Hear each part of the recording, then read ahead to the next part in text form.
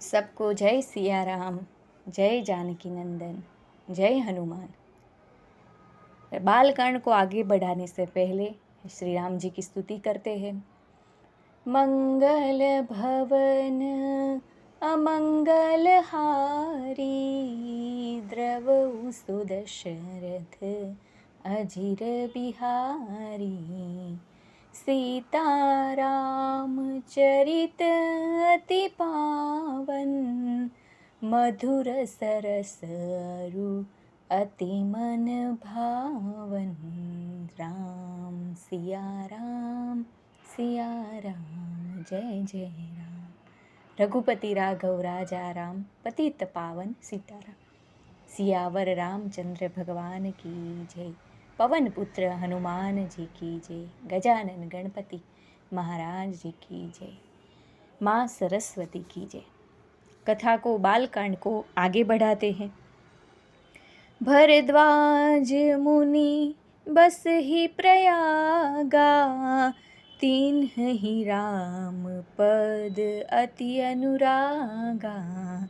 तापस समदम दया निधाना, परमारथ पथ परम सुजाना।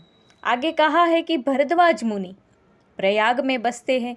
उनका श्री राम जी के चरणों में अत्यंत प्रेम है। वे तपस्वी, निर्गुहित चित्त, जितेंद्रिय, दया के निधान और परमार्थ के मार्ग में बड़े ही चतुर हैं। माघ में जब सूर्य मकर राशि पर जाते हैं, तब सब लोग तीर्थराज प्रयाग को आते हैं। देवता, दैत्य, किन्नर और मनुष्यों के समूह सब आदरपूर्वक त्रिवेणी में स्नान करते हैं।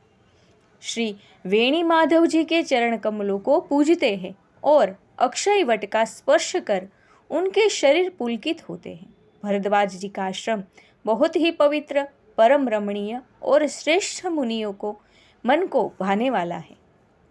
तीर्थराज प्रयाग में जो स्नान करने जाते हैं, उन ऋषि मुनियों का समाज वहाँ यानी भरद्वाज जी के आश्रम में जुटता है।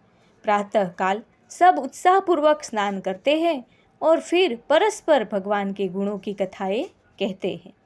ब्रह्म का निरूपण, धर्म का विधान और तत्वों के विभाग का वर्णन करते हैं तथा ज्ञान वैराग्य से युक्त भगवान की भक्ति का कथन करते हैं। इसी प्रकार माघ के महीने भर स्नान करते हैं और फिर सब अपने अपने आश्रमों को चले जाते हैं। हर साल वह इसी तरह बड़ा आनंद होता है। मकर में स्नान करके मुनिगण चले जाते हैं। एक बार पूरे मकर भर स्नान करके सब मुनीश्वर अपने अपने आश्रमों को लौट गए। परम ज्ञानी याज्ञवल्क्य मुनि को चरण पकड़कर भरद्वाज जी ने रख लिया। आदरपूर्वक उनके चरण कमल धोए और बड़े ही पवित्र आसन पर उन्हें बैठाया। पूजा करके मुनि याज्ञवल्क्य जी के सुयश का वर्णन किया और फिर अत्यंत पवित्र और कोमल वाणी से बोले। नाथ एक संशय बड़ मोरे, करगत वेद तत्व सबु तोरे। कहत सो मोहि लागत भय लाजा, जो न कहूँ बड़ होई अकाजा। हे नाथ, मेरे मन में एक बड़ा संदेह है। वेदों का तत्व सब आपकी मुट्ठी में है, अर्थात आप ही वेद का तत्व जानने वाले होने के कारण मेरा संदेह निवारण कर सकते हैं। पर उस संदेह को कहते मुझे भय और लाज आती है। भय इसलिए कि कहाँ आप यह न समझे कि मेरी परीक्षा ले रहा है, और लाज इसलिए कि इतनी आयु बीत गई अब तक ज्ञान नहीं हुआ, और यदि नहीं कहता तो बड़ी हानि होती है क्योंकि अज्ञानी बना रहता हूँ। इसलिए मैं ये सोच रहा हूँ कि आपको कैसे कहूँ। हे प्रभु, संत लोग ऐसी नीति कहते हैं और वेद पुराण तथा मुनिजन भी यह बतलाते हैं कि गुरु के साथ छिपाव करने से हृदय में निर्मल ज्ञान नहीं होता है। गुरु के पास तो जो कुछ भी हो सब बता देना चाहिए। यही सोचकर मैं अपना ज्ञान प्रकट करता हूँ। हे नाथ, सेवक पर कृपा करके इस अज्ञान का नाश कीजिए। संतों, पुराणों और उपनिषदों ने राम नाम के असीम प्रभाव का गान किया है। कल्याण स्वरूप ज्ञान और गुणों की राशि अविनाशी भगवान शंभु निरंतर राम नाम का जप करते रहते हैं। संसार में 4 जाति के जीव है। काशी में मरने से सभी परम पद को प्राप्त करते हैं। हे मुनिजन, वह भी राम नाम की ही महिमा है, क्योंकि शिवजी महाराज दया करके काशी में मरने वाले जीव को राम नाम का ही उपदेश करते हैं। इसी से उनको परम पद मिलता है। हे प्रभु, मैं आपसे पूछता हूँ कि वे राम कौन हैं? हे कृपा निधान, मुझे समझाकर कीजिए। ये बात याज्ञवल्क्य जी को भरद्वाज मुनि ने पूछ रहे हैं। एक राम अवधेश कुमारा, तिन्ह कर चरित विदित संसारा। नारी बिरह दुखु लहेहु अपारा, भयउ रोषुरन रावनु मारा। एक राम तो अवध नरेश दशरथ जी के कुमार है। उनका चरित्र तो सारा संसार जानता है। उन्होंने स्त्री के विरह में अपार दुख उठाया और क्रोध आने पर युद्ध में रावण को मारा।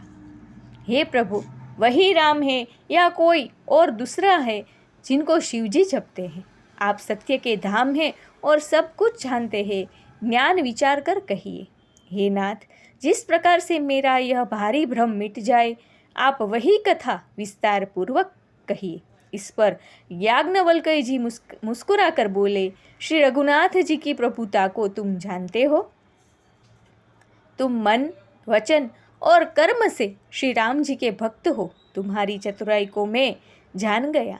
तुम श्री राम जी के रहस्यमय गुणों को सुनना चाहते हो, इसी से तुमने ऐसा प्रश्न किया है, मानो बड़े ही मूढ़ हो। हे तात, तुम आदरपूर्वक मन लगाकर सुनो। मैं श्री राम जी की सुंदर कथा कहता हूँ। बड़ा भारी अज्ञान विशाल महिषासुर है और श्री राम जी की कथा उसे नष्ट कर देने वाली भयंकर काली जी है। श्री राम जी की कथा चंद्रमा की किरणों के समान है, जिसे संत रूपी चकोर सदा पान करते हैं। ऐसा ही संदेह पार्वती जी ने किया था। तब महादेव जी ने विस्तार से उनको उत्तर दिया था। अब मैं अपनी बुद्धि के अनुसार वही उमा और शिवजी का संवाद कहता हूँ। वह जिस समय और जिस हेतु से हुआ उसे हे मुनि तुम सुनो, तुम्हारा विषाद मिट जाएगा। एक बार त्रेता युग में शिवजी अगस्त्य ऋषि के पास गए।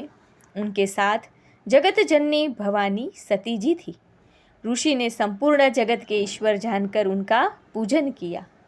मुनिवर अगस्त्य जी ने राम कथा विस्तार से कही, जिसको महेश्वर ने परम सुख मानकर सुना। फिर ऋषि ने शिवजी से सुंदर हरि भक्ति पूछी और शिवजी ने उनको अधिकारी पाकर रहस्य सहित भक्ति का निरूपण किया। कहत सुनत रघुपति गुण गाथा, कछु दिन तक तहा रहे गिरिनाथा। मुनि सन विदा मांगी त्रिपुरारी, चले भवन संग दक्ष कुमारी। श्री रघुनाथ जी के गुणों की कथाएं कहते सुनते कुछ दिनों तक शिवजी वहाँ रहे। फिर मुनि से विदा मांग कर शिवजी दक्ष कुमारी सती जी के साथ अपने घर यानी कैलाश को चले। उन्हीं दिनों पृथ्वी का भार उतारने के लिए श्री हरि ने रघुवंश में अवतार लिया था।